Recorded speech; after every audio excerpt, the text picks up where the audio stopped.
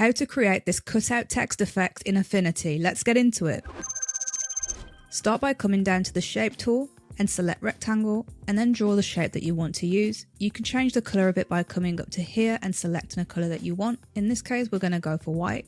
Next, come over to the text tool and you want to click into the artistic text tool, click and drag to create the size of text that you want, and then type in your text. If you want to change the font, press Command or Control A on your keyboard to select all, then come up to font and find a font that you want to use, and then position it where you want it to be. Next, come over to the layers panel, select the text and then click into the blending mode, then come down and select erase.